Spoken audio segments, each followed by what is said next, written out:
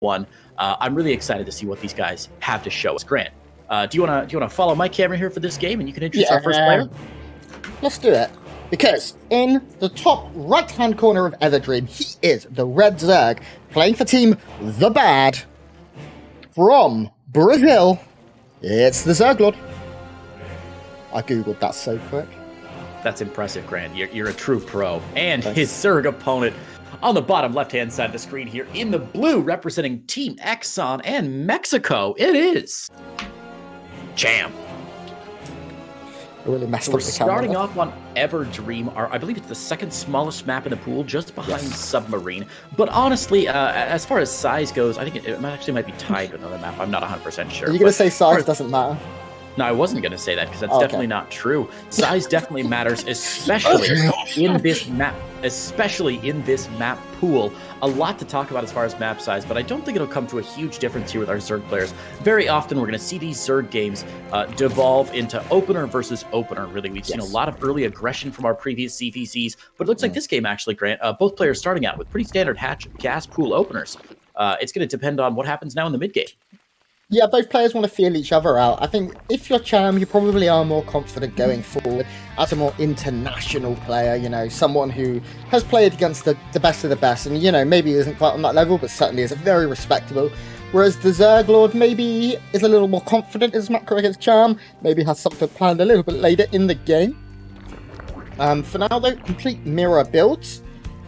You can see both of them just getting their drones rolling, getting those naturals going, and we'll see Queen production start up, Overlords coming in. All is good across the pond. Let me tell you, Grant, it's so beautiful to see 10 years into StarCraft 2, we have seen this game reduced to not just a science, but an art as well. We can see both these players starting out with their absolutely meticulous openers. As you said, mirror builds, almost identical mirror builds still. One Overlord slightly above earlier for Cham, then TheZergLord, but no real differences beyond that. And right now, these players really showcasing just their mastery of the openings here, and a true testament to how much time all of our players in all of our events have spent honing their craft. I know it might just be because I'm terrible at StarCraft 2 no matter how much I practice, but I'm always impressed when these players can start their third hatchery 3 minutes into the game, and they've both been doing exactly the same thing, milliseconds away from each other. Yeah, the smallest of differences right now. There was a slight difference in the timing of lings. That was literally it. I think if we take a look, we can see here. So what it is Cham has opted for a couple more lings, whereas TheZergLord has opted for one extra queen. It really is going to amount to very little in its very early stages. We do see Baneling Nest now going down for both of our players as well. Hatcheries at very similar times once again, and this game is as standard as they come in terms of ZBZ here. Lots of lings being produced right now by Cham, though, actually. Yeah, lots of lings. I was just about to say, oh, that's great. We've got some time to talk about the groups. Nope. Big difference here in the build. 16 lings coming out. Of course, that Baneling Nest down for Cham much earlier than it was for the TheZergLord. So even though speed is already... Okay, there we go. Speed finishing up for both players now. And Cham's going to go ahead and move across the map here. Now, his lings have been spotted. The TheZergLord saw them coming. His Baneling Nest should be down just barely in time to maybe squeak out 1 or 2 Banes. But he's got 12 lings on the way to try and defend against this, but the Banes already out for Cham here. This third base going to be under duress quite soon. Yeah, I can see the flag going down here. There's definitely the distinct possibility the Banes are going to get the connections they need, and that means the Queen is going to be the next thing going down in this game. But now all of a sudden we can see it's a little bit sketchy here for the TheZergLord. Oh, great Baneling hits again, and another Queen goes down. And unfortunately here for the TheZergLord, I think Cham is finding all he needs. He's now going to give him the old wraparound and go over towards the natural where there are no Banelings waiting. Very nice control here from Cham. Expertly done to catch a couple of these Banelings, even forcing drones off the line. The third is still surrounded and looking like it is going to maybe, possibly not fall. Sorry, it's always my time. It's always a gamble when those lings have wrapped around the hatchery. You're never sure which player is going to target who's going to stay aggressive, who's going to back down. But now this third, at about appropriately, about 1/3 health right now, which makes it a very attractive target later in the game for Cham just to sneak in with some roaches and maybe choke it down. With a couple roaches, we see +1 on the way for both players, and the Roach Warren already down for Cham. No Roach Warren yet for the TheZergLord. In fact, just throwing it down now, going to be way behind. 30 workers to 42. Cham in a commanding spot right now. Yeah, as long as Cham doesn't take any damage to this counter pressure, which so far his control does seem superior. He's definitely playing slightly better. I don't want to jinx this. Okay. Nicely done. Ooh. I'm just going to make noises for the next couple of games. Up in his wall there. A couple of things are going to still get his queen. Spot, and that could actually be the opening that the ZergLord needs here. Getting into the main base, but on the counter side, we do see 6 drones going down for the ZergLord. So even though he's running rampant in space right now, Cham should be able to clean this up. And with some fancy drone micro here, he's going to save almost everything. This third base is still dangerously low, and Cham still 10 workers ahead of his opponent as he cleans up everything in his main base. And the roaches already on the way for both sides now. Nobody making any more drones, Grant. This game going to get very militant very fast. Yeah, and the scary thing right now is that 10 drone difference. 10 drones in a mirror matchup is a lot of extra roaches for the guy that has more miners. So we're going to see, there we go, the lair is even going to be that bit quicker. Lots of lings still being made here from the ZergLord, which I believe is most likely a desperation defensive mood. He may look to get on the offensive with them relatively soon, but the numbers of units is going to favour Cham going forward.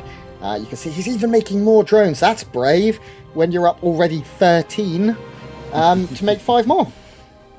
Well, and something else we got to remember here is that third base that was damaged so early in the game by that pressure from Cham is now very low. And what that means is that the ZergLord has to defend it so much more aggressively than he would like to. If Cham even shows the slightest hint of aggressing into his third base, the ZergLord has to respond to it 100%. He cannot afford to let this third base be tapped down, because that would be almost certainly a death knell for his game. Yeah, and we can see now Lair finishing up first of all for Cham. He immediately starts Reconstitution to get those roaches moving quickly. They're not quite Void Ray fast, but they're on their way. +2 on the way as well. If we take a look at the upgrades, both players have 1-1. It looks like the ZergLord is opting to go for armor instead, whereas Cham is going for +2. And I'm not certain of the maths here, but I believe going for straight +2 is better. I mean, he's making so many drones. Both players actually still drawing quite a bit. It's great to see that sort of discipline from these Zerg players. This could have easily devolved into one of those, godless Ling versus Balin battles. Maybe a couple roaches on either side where both players are just like, you know what, this game is going to end in the next 30 seconds. I'm going to make a ton of roaches, and then the game doesn't end. And they're like, you know what, well, now it's going to end the next 30 seconds. I'm going to make a ton of roaches. And they're like, well, it didn't end, but it's going to end in the next 30 seconds. So I'm going to make a ton of roaches, and it just never seems to work out that way. Great to see both players staying disciplined, staying on top of things, and making sure that their drone counts are very healthy as the income favoring Cham for the last 4 minutes or so of this game. Yeah, Cham's just been making more money continuously. Minerals are, there's not a lot in it as the worker count is getting closer, but Cham's 4th base is much faster, or is it, as it has been caught? This is a great wraparound here from the ZergLord. Really, really great vision and exploiting here. Not even a cancel, that's big. Cham losing that base is a lot of money right now. That, sure, he's been mining extra, but if you throw it away like that, it doesn't matter for squat. Now, we do see Cham moving across the map. His roach speed will be quicker. His +2 is still a decent ways off. Army supply, though, 102 to 70.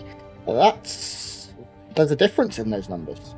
There is a small difference in those numbers. Again, I'm not a math guy, but that seems like a different number than the other one. But look, this is a really interesting position right now for Cham, who certainly is in the advantageous position militarily, but he's got slow roaches, speed obviously about to finish, but even with speed, roaches off of creep, not the zippiest units, which means that those speedlings are able to get in and do those sneaky things like force a cancel on a 4th base, maybe get in and kill some drones into the natural or the 3rd or something. If the ZergLord is able to run a little battalion of lings by and not get counter-pressured by Cham, he might be able to even things up and maybe tick into Cham's economy just a little bit. As it stands, though, Cham going for a game-ending push, the ZergLord hoping that a Spire will save his bacon. I'm not sure there's enough time, Grant. No, me neither. This is a very, very ballsy Spire. It's a lot of resources you have to commit into getting that Spire. You have to bank minerals and gas so you can make 5 to 8 mutas as soon as it pops. And when you've got a push like this coming with +2 done, that is very, very scary. We do have a flank though coming from Cham on this north side. Oh no, nowhere to go. The sandwich is here. I was pretty hungry, but right now ZergLord is going to fall in supply so fast. 120 to 100 supply. Defender's advantage is in favor of the ZergLord. Oh my god, Cham maybe with a little bit of mismicro. Why are you attacking the gas guys of Cham? Yeah, a bit of an unusual like position there, but I think Cham is going to eke his way through. This is a very even trade for these players. As we said earlier, it's +1/+1 out for the ZergLord, and +2/+0 out for Cham. Yeah. There's that third base going down that we've been warning about for the last 6 minutes or so. And that's going to force all these drones down to the other fourth base for the ZergLord. But unfortunately, losing a base doesn't just mean losing that economy for Zerg players. It means losing those larvae as well. Cham with a really nice surround there, but as we said, a fairly even trade. But of course, even trade going to favor the player who's ahead in supply, as it makes their percentage of supply much greater than it was before. Their percentage of supply advantage much greater than before. And now, as we see +2 starting for the ZergLord, we see that +1 carapace for Cham. And Cham with the high ground advantage should be able to snipe down some of these retreating units from the ZergLord. And the Spire is done, but not a single Mutalist was born this day. Because the ZergLord knows if he stops making roaches for even a moment, Cham will kill him. So he's forced to keep making these. Now, the good news is that very momentarily, the ZergLord is going to take an upgrade advantage. His +2 is going to finish, whereas Cham's +1 armor is still a good distance away. And maybe the ZergLord can make something happen with that. I'm quite impressed so far with Cham's army control and, like, his splitting of his army and, you know, sending battalions to the west, battalions to the east. He seems to have the right numbers in every position to read his opponent. And, again, more roaches getting caught off here. This counter-attack is going to be dealt with very well. And there's just enough here. Maybe a couple too many. Yeah, I but mean, Cham now is maxed. Sorry to interrupt. Yeah, these are players, as you were pointing out, the really nice map awareness and control of Cham.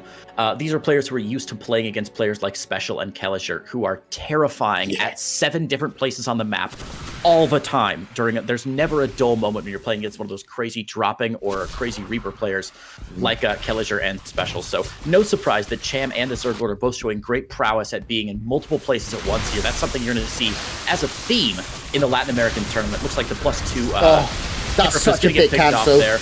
And now there's another big attack, but there's a big sandwich from Cham here. Well, the biles are massive, and Cham takes game 1. Yeah, very nice play by Cham. The ZergLord just slightly behind. Like I said earlier, that third base being lost, just not the nail in the coffin, but the beginning of the end, certainly, for the ZergLord. Cham, just a slightly better player and really showcasing not only great macro, but that great map awareness and control that we've come to expect from these Latin America Zerg players. More than any other region, I think Latin America dominated by one race in a way that we simply don't see in any other part of the world. Yeah, definitely. And I'm impressed with both of them. I really think the ZergLord made some good moves in there, but Cham looks very, very, very solid.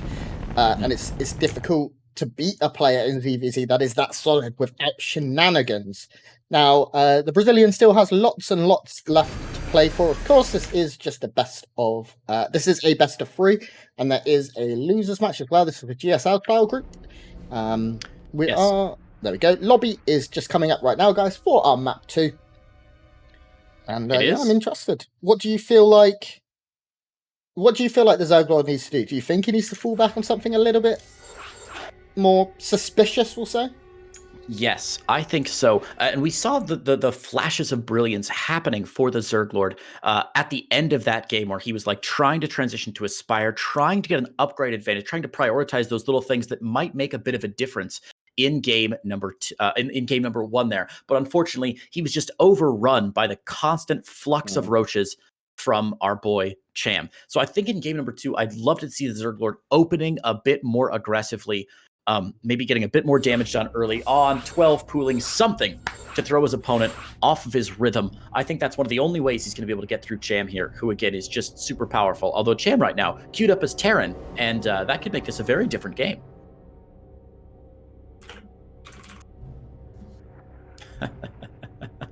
We'll see if Cham changes that. In the meantime, a quick note, guys. We were talking a bit earlier about the Zerg dominance here in Latin America and how that's more than any other region right now. And the reason we say that is because of the 8 players that have qualified for DreamHack LATAM, 1, 2, 3, 4, 5 of them are Zerg players. And even though it's only 8 players, that's a huge race differential. Protoss. I believe even more, I was going to say even more than Protoss in Taiwan and Hong Kong, I believe, where there are 3 Protoss, 3 Zerg, and 2 Terrans. So Latin America full of Zerg players, which means these ZVZs are going to be one of the most well-practiced matchups that these players have. What do you think, Grant? Can the ZergLord pull it out here in game number 2?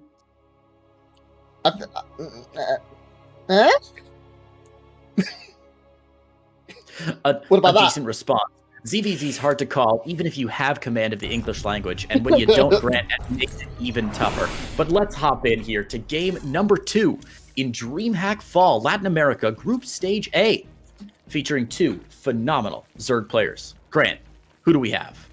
In the top right, representing the Bad, which is just a great but also awful team name, he is the Brazilian Zerg player, trailing in the series. It's TheZergLord. And a very quick shout out to Twitch chat, who have tweeted me where the oceans are and also what letter of the alphabet they begin with. Thank you. What a kind human, whoever that is. Thanks, Twitch chat. We rely on you not just for your amazing insight into games that we just don't have as non-Twitch chat GMs, but also for your geographical knowledge and alphabetical knowledge as well. Spawning in the bottom left-hand side in the blue, representing Mexico and Team Exxon, it is the one, the only, Chammy Boy. Sweet, charming boy. Ba, ba, ba. I don't know why I did that. Speaking of patch first, once again. I always go with, oh, Chammy Boy. Yeah, it's a good the drones are calling. I feel like every time I feel like I can do some sort of weird tempo-style Weird Al Danny Boy mashup, right? It's so good. But yeah, I feel like tempo for both players. Should write us a song. I'll sing it. I'll sing it for sure. Tempo, if you're watching this, if I don't wake up tomorrow with a song written, you're grounded. As I understand it, that's how the creative process works, is you just command someone to be creative, and they're like, perfect, that's exactly how this works. I'll get it done. Yeah. Well, hatch gas pools on both sides here, Grant. Again, mirror builds, and I think this is going to favor Cham. We talked a bit about it during the break. The TheZergLord just showing that his macro and his micro and his map awareness just slightly behind where Cham's were last game, and suffering that early game damage just kept him behind the entire game. So, again, we're going to see the mid-game play. And again, look at that production tab. Just shy of identical. Yeah. It looks like... I'm curious to see whether Cham goes for that big Ling Flood again. He got his third hatchery at a very healthy time, but he didn't saturate it quite as early as his opponent in the last game, opting instead to make 158 Lings and move across the map. Those skins are wild. I love these skins from the ZergLord, man. The Spinatees on the end of those drones, and of course they look so big. The Banelings that get the little they look like a koosh ball or a did you ever have bumble balls as a child? What are you all about? You don't remember those? Okay, maybe it was an American thing. It was just this little ball that like it didn't vibrate, but it like shook in a very weird manner. I'm demonstrating on camera, but you can't see that. I can't see. It just shook in a really weird manner and like kind of roved around the room. I don't know how to describe it, but that's exactly what they look like. Those little spikes on. Are you talking about Benoit? No. I'm genuinely. Can I say that? Probably not. Let me see if I can. There's gotta be. Yeah. No. Google a bumble ball, and you'll see exactly what I'm talking about. Do it on my phone. There's lots of Lings here from the ZergLord this time. It does look like counter pressure from the ZergLord. Let's see if he can get something done. Unfortunately, Cham's Baneling Nest is going to be finished early this time, whereas last time when Cham was moving across, ZergLord did not have that Baneling Nest quite ready to go. There should be some counter banes to zone out the ZergLord. I don't foresee this going as well for him as Cham's attack did last game. Apparently in the UK, these are used for dogs. So... this has been spotted quite long ago. They spot your animal voice. So what we're seeing again in game 2 is the same thing we saw in game 1. Some decent Baneling shots, though, and Cham only taking about 20% damage on his third base instead of taking 75% damage. Now, the Banes for the ZergLord will zone him out a little bit, and it's going to be a difficult row to hoe here for Cham. Yeah, nice initial Baneling hit. We'll see if he can keep this pressure up. Yeah, Queen's coming in, but those Banelings already softened up. Is going to allow this to be defended relatively easily. The ZergLord is still making so many Lings. He's not at all transition. And I'm starting to worry because 2 Queens really do take a lot of the sting out of this aggression here from the ZergLord. You can see already he's down 8 workers. This attack has not succeeded. And is the next wave going to succeed? There's already plenty of Banelings in the early game. You can see 5 drones from Cham. He's very comfortable right now in terms of his defense. And with this many Lings, he's getting a rope for him. Cham, I think you should be a little careful, mate. Don't, flaunt it to him. But I just don't know for the ZergLord if this is going to be enough. Lots of banelings coming in again for the ZergLord. He will have the baneling advantage for now, 5-1. But queens are very good at killing banelings, and banelings are pretty good at killing banelings too. Oh, some beautiful banelings getting some good shots on those lings as well. And that's another thing here. The lings actually will get a surround there on Cham's queen. Yeah. One of the queens will go down, but the banelings really trading for 5-6 zerglings at a time.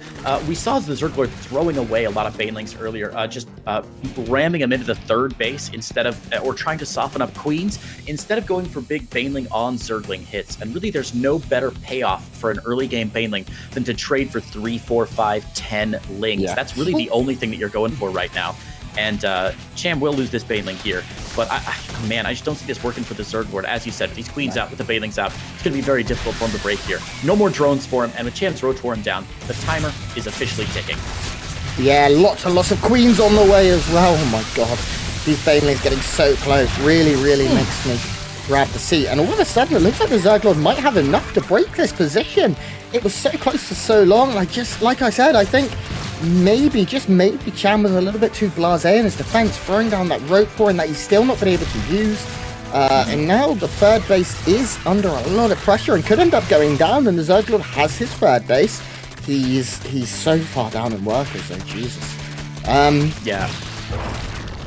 And the banelings from Cham just barely missing the ZergLord as he evacuates after sniping that third base. So a good pickoff from the ZergLord, but as you said, the worker count 15 in favor of Cham. It's not quite 50%, but even with losing that third base, I don't expect Cham to drop too far back in the income game. And finally, we see more Banes coming out. We see the third base being rebuilt for Cham, and the ZergLord sticking on Ling Bane has to end the game here. Hasn't made a drone for 37 years. Yeah, he tried to squeeze out just a couple, but he's still just non-stop for the aggression. I think the ZergLord kind of smells blood, and he knows he needs to take his opportunity. See another 16 lings in the production tab. And if he can get the connection, if he can get those big hits, there is a possibility. 2 banelings here, they're not going to break through. It's just queens in the wall, and queens take baneling hits all day. Look, they've not even dropped to 75%. Ooh. Okay. One squeeze is free, but it's just not enough. You can see the hatchery is starting to get close to coming back up, and it will be up with full or very close to health. There are so many queens. Cham did go across the map to have a little gander at what is going on. I think he's probably looking if he can squeeze out some roaches. The ZergLord is finally droning just a little. Oh, Cham cancelled the third. Yeah, I was just checking that myself, actually, and trying to remember what the hotkey is for killed buildings it. lost. Oh, yeah, he killed the third there. Missed that from Cham earlier. As some of the aggression was coming down the other side of the map, it's really hard with these CVCs to keep an eye on everything going on, but goodness gracious. Third base being rebuilt, but already we see Cham with that counter push, getting into the third base, getting each of these other surround here. And if the ZergLord loses his third again, I mean, this game that was already, for the most part, over is almost certainly going to be completely over. More Banes coming in from the ZergLord to the third of Cham. Are they going to go straight for the natural? It looks like to maybe try and kill some drones. That's his only hope is a Hail Mary. The wall will go up, but it will, of course, immediately go down. There's very little here in terms of defense. Drones, run! Nice splits here. A few go down, but at the other side of the map, the ZergLord has lost 15 workers, down to just 11. And it looks like Cham cleans it up and is the first winner of Latin America.